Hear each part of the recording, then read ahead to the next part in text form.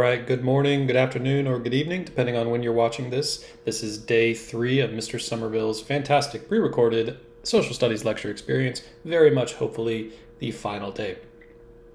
I want to thank you guys for kind of rolling with the punches with this. I know this is not ideal, but again, hopefully, this is the last day. I look forward to seeing you all again soon. Let's go ahead and get right into it. Plan for today is I'm going to take you guys through the Thursday bell ringer. And after that, I'm going to get out of your hair, let you go, and you're going to work through a review Kahoot that I posted on Canvas. I think it's 22 questions. So let's go ahead and get into today's bell ringer on a Thursday. All right. We have some photos here, very iconic cityscapes. Very famous photo here. This one's called Lunch Top. Was it? Yeah, Lunch Atop a Skyscraper. It's a photo taken in 1932. Men sitting 800 feet up in the air on a girder constructing the RCA building. I think some of you have maybe already pointed out to me that this photo maybe is something kind of interesting about it. We'll talk about that. And then, of course, a famous resident of this city pictured right here. I'm sure you all know, and many of you love him. So, of course, our city today is New York City, the Big Apple, in the state of New York. And if that seems weird to you that New York has New York City, well, have you ever thought about Indianapolis in Indiana? Indiana, polis. Polis is Greek for city. So really, if you break it down, Indiana City, Indianapolis, same kind of thing, just a different way of saying it.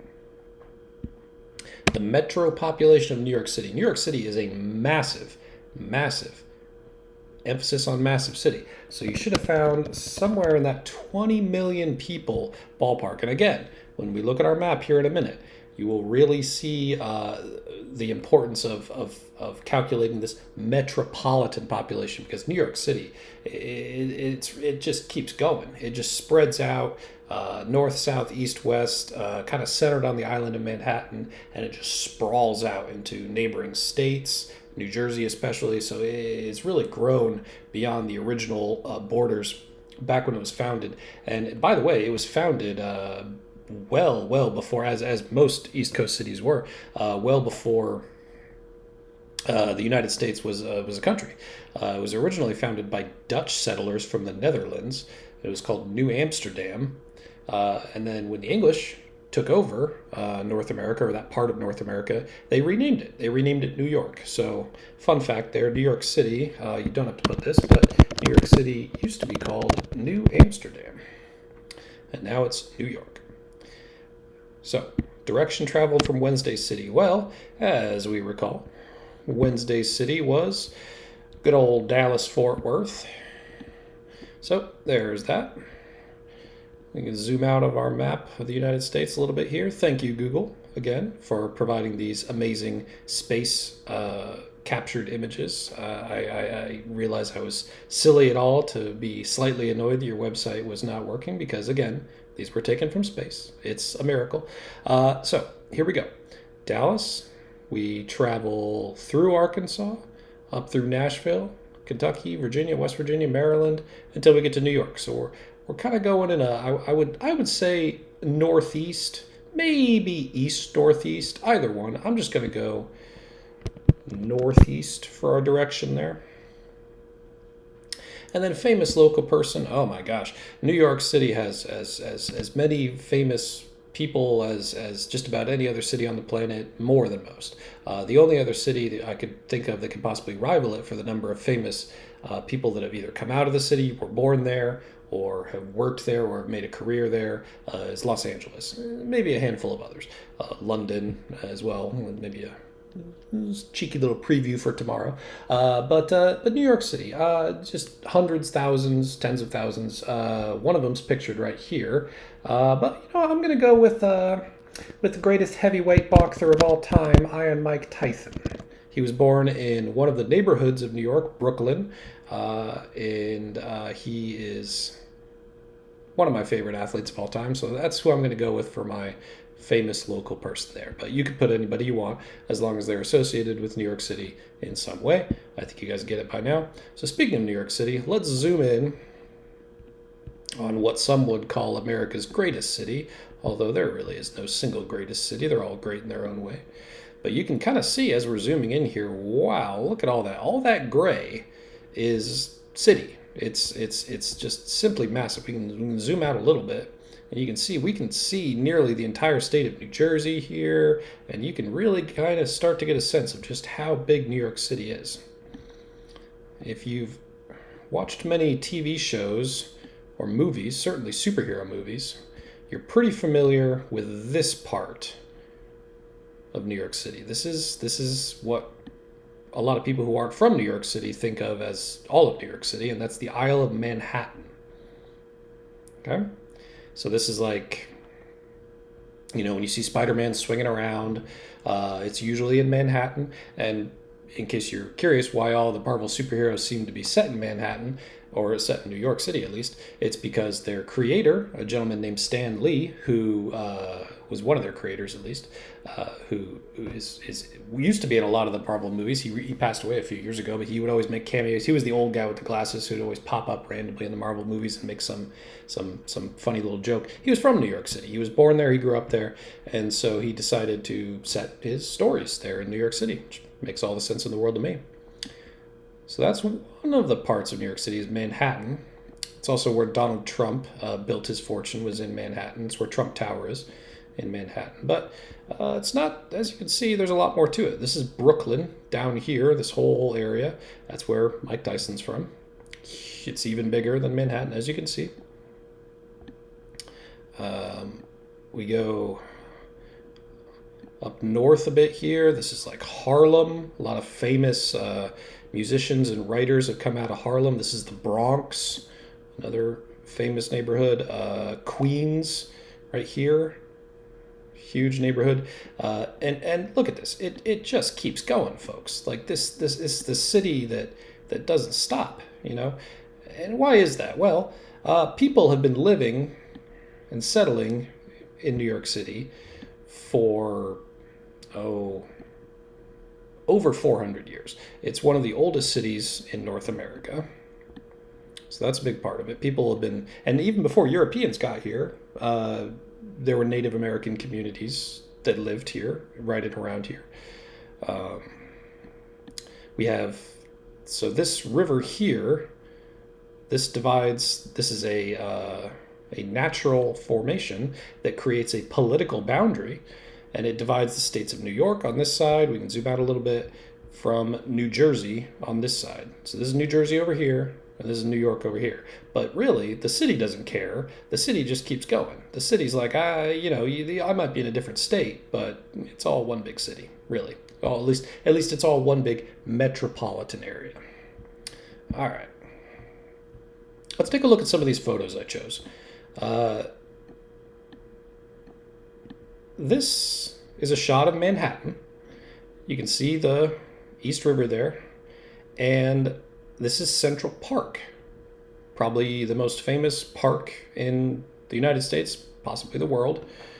A lot of famous movies, TV shows, shoot scenes there all the time. I already talked about this photo. Recall the movie we watched on Monday with the people building the pyramids, and those poor folks fell off. Well, that's I have to imagine that's probably happened at times when building skyscrapers in New York too. Now, this particular photo was organized as a publicity stunt. It was sort of like a promotional photo that was done on purpose to promote the construction of this particular skyscraper. But you can see these guys are not wearing harnesses. They would be required to by law today, but back in 1932, those workers' rights laws had not been passed yet, and so they're just sitting up there, 800 feet up in the air. You can actually see Central Park in the background there, so you can kind of place where these guys are. This, I believe they were building the RCA tower there. Let's talk about this photo, though. So this photo is the Manhattan skyline, but that is not what the Manhattan skyline looks like anymore. These two buildings right here, those are the Twin Towers, the old World Trade Center. I chose this photo for a reason, because I want to talk about how history sometimes happens in singular moments. So when I was 11 years old, I remember waking up on a September morning, getting ready to go to class. We were taking what was called the iStep tests. Now they're the iLearn tests, but standardized tests, very similar to what you guys took last week. And I wasn't very excited about that. And I remember my dad had already left for work, so it was just me and my sister. And we happened to turn on, we were watching cartoons. And suddenly the cartoon channel, without us touching the remote at all, our cartoon stopped. And it said, we interrupt this broadcast, and it took us to the news. And we're like, what's going on? And it cut to this building in a city, and we didn't realize at first it was New York City, and there was fire coming out of this really tall tower. I didn't recognize it. I was only 11 years old. My sister's like, oh my gosh, something must have happened. I was like, okay, there was an accident, fine. I leave to go to the bus stop. About 5 minutes later, my sister comes running out, and she tells me the second plane had hit the second tower. And again, at 11 years old, I was like, well, that's bananas. That's crazy. I hope everybody's okay. Obviously, not everyone was okay. About 3,000 people wound up dying that day. But when I got to school, it was all everyone was talking about. All the teachers, all the students. And then later, the president came on TV, President George W. Bush. He talked about what had happened. It turns out that Muslim terrorists from a terrorist group called Al-Qaeda had hijacked 4 airplanes, flown 2 of them into the World Trade Center towers on September 11th, 2001, destroyed both these towers completely. They wound up both collapsing completely to the ground. Another plane was flown into Washington, D.C., and crashed into the Pentagon, which is a military building in Washington, D.C., and a 4th plane, it crashed before reaching, we'll never know exactly what its target was. It was probably also heading towards Washington, D.C., so either the Congress building or possibly the White House. But it crashed in a field in Pennsylvania. They never reached its destination. But this changed everything in a single day. In a single moment, the world had gone from one thing to something completely different. We have the pre-9/11 world, and then we had 9/11, and then we had the post-9/11 world, which we're still living in today. Now, there is a parallel in your life, your lifetimes.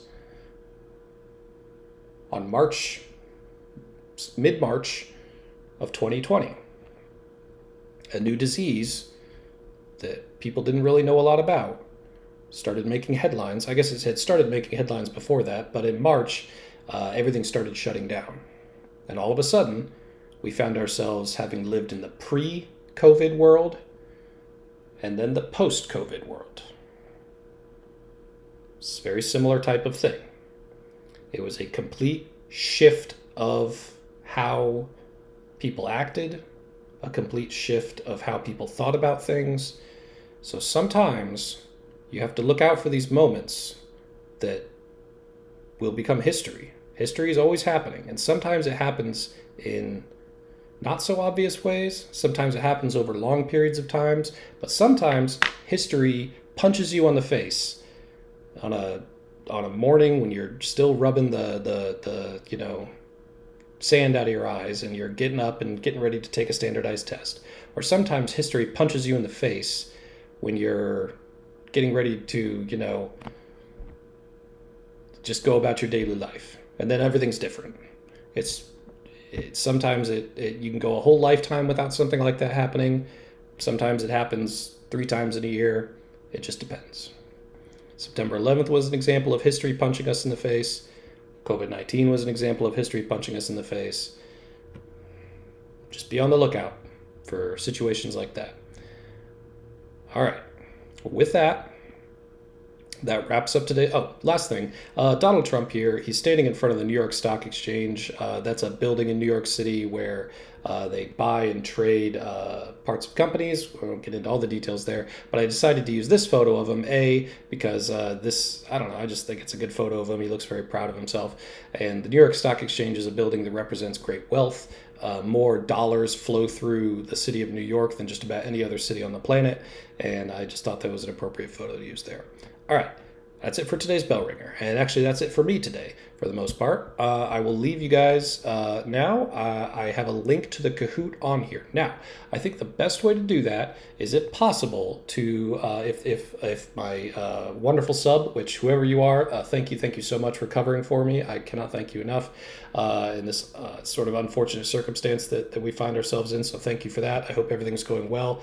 I hope everyone's behaving for you. I'm sure they are. So if you have access to that, then you can pull it up on the big board. And students, you guys can punch the code in. I'm sure you've done Kahoots before. You can play it together as a class. If for whatever reason that doesn't work, then one of you can volunteer to kind of lead the Kahoot and AirPlay your iPad up, and everyone else can follow along from there.